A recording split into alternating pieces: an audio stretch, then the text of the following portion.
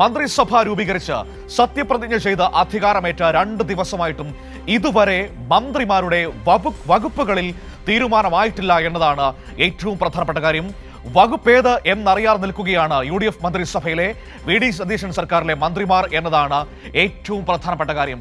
സത്യപ്രതിജ്ഞ ചെയ്തു കഴിഞ്ഞ മിനിറ്റുകൾക്കുള്ളിൽ വകുപ്പുകളിൽ തീരുമാനമാകുമെന്നായിരുന്നു മുഖ്യമന്ത്രിയായ VD സതീശൻ നമ്മളോട് പറഞ്ഞത്. പക്ഷേ ഇതാ നമ്മൾ സംസാരിക്കുന്ന ഇന്ന് 20-ാം തീയതി, ഇപ്പോൾ സമയം 7 മണി കഴിഞ്ഞ് 3 മിനിറ്റ്. ഈ സമയമാകുമ്പോഴും പല വകുപ്പുകളിലും തീരുമാനമായിട്ടില്ല.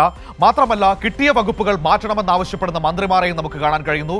ഘടകകക്ഷികളും കോൺഗ്രസും തമ്മിലുള്ള വലിയ അഭിപ്രായ വ്യത്യാസങ്ങൾ വകുപ്പുകളുമായി ബന്ധപ്പെട്ട് കാണുന്നു. ഏറ്റവും പ്രധാനപ്പെട്ടത് ലീഗും കോൺഗ്രസും തമ്മിലാണ്. അതായത് ഉന്നത വിദ്യാഭ്യാസ വകുപ്പ് വിട്ടു നൽകി പകരം ഫിഷറീസ് വകുപ്പ് ലീഗിന് കൊടുക്കാമെന്നതായിരുന്നു കോൺഗ്രസിന്റെ ആദ്യത്തെ ചിന്ത. പക്ഷേ അതിനെതിരെ ലത്തീൻ സഭ പരസ്യമായ രംഗത്ത് വരുന്ന ഒരു സാഹചര്യം ഉണ്ടാകുന്നു. അതേസമയം തന്നെ ഉന്നത വിദ്യാഭ്യാസ വകുപ്പ് കോൺഗ്രസിന് വിട്ടു നൽകരുതെന്ന് എന്ന ലീഗ് നിലപാട് സ്വീകരിക്കുന്നു. ആ രീതിയിൽ വലിയ തർക്കങ്ങളിലേക്ക് UDF മന്ത്രിസഭയുടെ വകുപ്പ് വിഭജനം പോകുന്നു എന്നതാണ് ഇന്നത്തെ ഈ സമയത്ത് ഏറ്റവും പ്രധാനപ്പെട്ട വാർത്ത. അതായത് വകുപ്പ് വിഭജനം എങ്ങും എത്താതെ നിൽക്കുന്നു. ഏതൊക്കെ മന്ത്രിമാർക്ക് ഏതൊക്കെ വകുപ്പുകൾ എന്നതിൽ ഇപ്പോഴും ഒരു വ്യക്തത വന്നിട്ടില്ല. വകുപ്പറിയാത്ത മന്ത്രിമാരായി തെരഞ്ഞെടുക്കപ്പെട്ട നേതാക്കൾ നിൽക്കുന്ന ഒരു സാഹചര്യമാണ് കാണാൻ കഴിയുന്നത്. വലിയ നാണക്കേടാണ് യഥാർത്ഥത്തിൽ ഈ സാഹചര്യം സൃഷ്ടിക്കുന്നത്. പക്ഷേ നമ്മൾ കോൺഗ്രസ് നേതാക്കളോട് ചോദിച്ചാൽ ഒരുപക്ഷെ അവർ പറയും, ഇതും ജനാധിപത്യത്തിന്റെ സൗന്ദര്യമാണ്. ഇതുപോലെ ഒരു വകുപ്പ് വിഭജനം നിങ്ങൾ മറ്റെവിടെയെങ്കിലും കണ്ടിട്ടുണ്ടോ എന്ന് അഭിമാനത്തോടെ വേണമെങ്കിൽ മുഖ്യമന്ത്രി VD സതീശൻ നമ്മളോട് തിരിച്ചു ചോദിക്കാനുള്ള സാധ്യതയും നമ്മുടെ മുൻപിലുണ്ട്. ഏതായാലും നോക്കാം എന്തൊക്കെയാണ് ഈ വകുപ്പ് വിഭജനത്തിൽ സംഭവിക്കുന്നതെന്ന്. ഷീജ തിരുവനന്തപുരത്ത് നിന്ന് ആദ്യം ചേരുകയാണ്. Sheeja, good morning. വകുപ്പ് വിഭജനം ഇപ്പോഴും എങ്ങും എത്താതെ നിൽക്കുന്നു എന്നതാണ് UDF മന്ത്രിസഭയെ സംബന്ധിച്ച ഏറ്റവും പ്രധാനപ്പെട്ട കാര്യം. സത്യപ്രതിജ്ഞ ചെയ്ത് 2 ദിവസമാകുന്നു. പക്ഷേ ഇപ്പോഴും പല മന്ത്രിമാർക്കും അവരുടെ വകുപ്പ് ഏതാണ് എന്നതിൽ ഒരു നിശ്ചയവുമില്ല. ഷീജ, കേൾക്കാമോ? മന്ത്രിമാരുടെ വകുപ്പ് ഏതാണെന്നതിൽ ഒരു നിശ്ചയവുമില്ലാതെ നിൽക്കുന്ന ഒരു മന്ത്രിസഭയാണ് നമുക്ക് കാണാൻ കഴിയുന്നത്. സത്യപ്രതിജ്ഞ ചെയ്തു കഴിഞ്ഞ് 2 ദിവസം പിന്നിട്ടിരിക്കുന്നു. പക്ഷേ ഈ നിമിഷത്തിലും വകുപ്പ് ആർക്കാണെന്നോ അല്ലെങ്കിൽ ഏത് വകുപ്പാണെന്നോ അറിഞ്ഞുകൂടാ. തീർച്ചയായും മനു, വലിയൊരു അനിശ്ചിതത്വം തന്നെയാണ് ഇപ്പോൾ ഈ UDF മന്ത്രിസഭയുടെ കാര്യത്തിൽ നിലനിൽക്കുന്നത് എന്നുള്ള കാര്യം തന്നെയാണ് എടുത്തു പറയേണ്ടത്. മനു സൂചിപ്പിച്ചതുപോലെ തന്നെ സത്യപ്രതിജ്ഞ കഴിഞ്ഞു, ഇതിപ്പോൾ 2-ാം ദിനമാണ്. അപ്പോൾ വകുപ്പുകളുടെ കാര്യത്തിൽ തുടരുന്ന ഈ തർക്കം കാരണം ചുമതലയേറ്റെങ്കിൽ പോലും ഇപ്പോൾ മന്ത്രിമാർക്ക് അവരുടെ വകുപ്പുകളുമായി ബന്ധപ്പെട്ടുകൊണ്ടുള്ള കൃത്യമായിട്ടുള്ള പ്രവർത്തനങ്ങളിലേക്ക് കടക്കാൻ പോലും കഴിയാത്ത ഒരു സാഹചര്യമാണ്. ഏറ്റവും പ്രധാനപ്പെട്ട തർക്കം നിലനിൽക്കുന്നത് കോൺഗ്രസും ലീഗും തമ്മിലാണ്. അതിൽ ഉന്നത വിദ്യാഭ്യാസ വകുപ്പ് അത് റോജിയും ജോണിനാണ് നൽകാൻ തീരുമാനിച്ചിട്ടുണ്ടായിരുന്നത്. പക്ഷേ ലീഗിന് പൊതുവിദ്യാഭ്യാസം വിൻ ഷംസുദ്ദീന് പൊതുവിദ്യാഭ്യാസവും ഉന്നത വിദ്യാഭ്യാസം റോജിയും ജോണും നൽകാൻ തീരുമാനിച്ചപ്പോൾ ഈ ഉന്നത വിദ്യാഭ്യാസം വിട്ടു നൽകണമെങ്കിൽ തങ്ങൾക്ക് ഫിഷറീസ് നൽകണമെന്നുള്ള കടുത്ത നിലപാടിലാണ് ലീഗ് നിലനിൽക്കുന്നത്. അങ്ങനെ പക്ഷേ ഇത് കോൺഗ്രസിലും വലിയ തർക്കത്തിനിടയാക്കിയിട്ടുണ്ട്. അതായത് ലത്തീൻ സഭയടക്കം നമ്മൾ കണ്ടതാണ് സത്യപ്രതിജ്ഞ ബഹിഷ്കരിച്ച് നിൽക്കുന്ന ഒരു സാഹചര്യം. മുഖ്യമന്ത്രിക്ക് നേരിട്ട് ബിഷപ്പ് ഹൗസിലെത്തി ഒരു സമവായ നീക്കമൊക്കെ നടത്തേണ്ടി വരുന്ന ഒരു സാഹചര്യമൊക്കെ ഉണ്ടായി. അപ്പോൾ ലത്തീൻ സഭ ആവശ്യപ്പെടുന്നത് അത് കോൺഗ്രസ് തന്നെ കൈകാര്യം ചെയ്യണം, ഫിഷറീസ് വകുപ്പ് എന്നുള്ളൊരാവശ്യമാണ് അവർ പ്രധാനമായും മുന്നോട്ട് വയ്ക്കുന്നത്.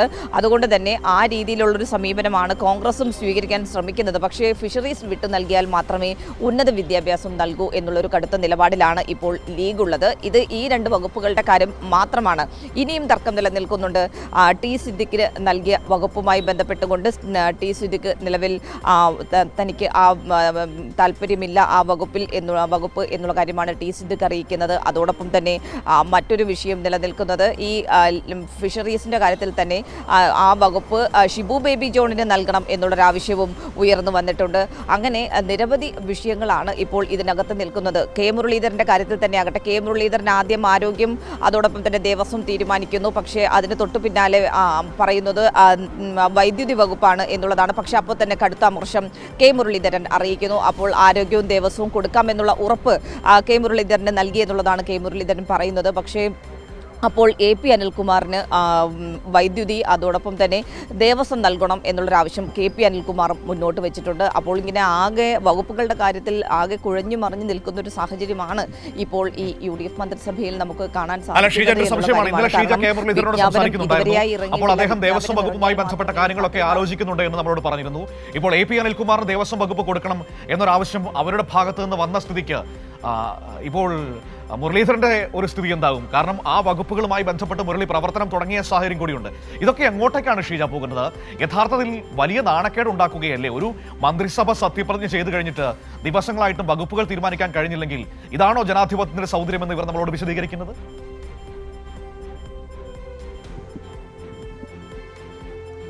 തീർച്ചയായും. കാരണം വി.ഡി. സതീശൻ മുഖ്യമന്ത്രിയായി അധികാരമേറ്റ ഉടൻ തന്നെ അദ്ദേഹം വ്യക്തമാക്കിയിരുന്നു. അതായത് അദ്ദേഹം സത്യപ്രതിജ്ഞയ്ക്ക് മുൻപ് പറഞ്ഞിരുന്നത് സത്യപ്രതിജ്ഞ കഴിഞ്ഞാൽ ഉടൻ തന്നെ വകുപ്പുകൾ സംബന്ധിച്ചുള്ള കാര്യത്തിൽ അതിന്റെ വിജ്ഞാപനം ഇറക്കുന്നതായിരിക്കും. ഒരു തരത്തിലുള്ള തർക്കവുമില്ല. കാര്യങ്ങളൊക്കെ കൃത്യമായ രീതിയിൽ പരിഹരിച്ച് തന്നെയാണ് ഞങ്ങൾ മുന്നോട്ട് പോകുന്നത് എന്നുള്ളതാണ്. അത് കഴിഞ്ഞു, മന്ത്രിസഭാ യോഗം കഴിഞ്ഞു. മന്ത്രിസഭാ യോഗം കഴിഞ്ഞ് ആദ്യ മന്ത്രിസഭാ യോഗത്തിന് ശേഷം മാധ്യമങ്ങളെ കാണുമ്പോഴും അന്ന് തന്നെ അതിന്റെ വിജ്ഞാപനം ഇറങ്ങും എന്നുള്ളതാണ് പറഞ്ഞിരുന്നത്. പക്ഷേ ഇന്നിപ്പോൾ ഈ പറഞ്ഞതുപോലെ 2 ദിവസം പിന്നിടുന്നു. ഇതാണോ ജനാധിപത്യത്തിന്റെ സൗന്ദര്യം എന്നുള്ളത് തന്നെയാണ് ജനങ്ങളും ചോദിക്കുന്നത് എന്നുള്ളതിൽ ഒരു തരത്തിലുള്ള തർക്കവുമില്ല. നാളെ ഇനിയിപ്പോൾ MLA-മാരുടെ സത്യപ്രതിജ്ഞയാണ്. സഭ ചേർന്ന് MLA-മാരുടെ സത്യപ്രതിജ്ഞ നടക്കാനിരിക്കുന്നു. മറ്റന്നാൾ സ്പീക്കർ തെരഞ്ഞെടുപ്പ് നടക്കാനിരിക്കുന്നു. അപ്പോൾ അങ്ങനത്തെ ഒരു സാഹചര്യത്തിൽ ഇന്ന് തന്നെ ഇത് ഇറക്കിയില്ലെങ്കിൽ വലിയ തോതിൽ ഒരു തിരിച്ചടിയാകും എന്നുള്ളത് തന്നെയാണ് നിലവിലിപ്പോൾ UDF-ന്റെ വിലയിരുത്തൽ എന്ന് പറയുന്നത്. പക്ഷേ ഇതിന്റെ ഒരു ശാശ്വത പരിഹാരം എങ്ങനെ കാണും എന്നറിയാതെ ഒരു ആശങ്കയിൽ തന്നെയാണ് ഉള്ളത് എന്നുള്ള കാര്യം തന്നെയാണ് എടുത്തു പറയേണ്ടത്.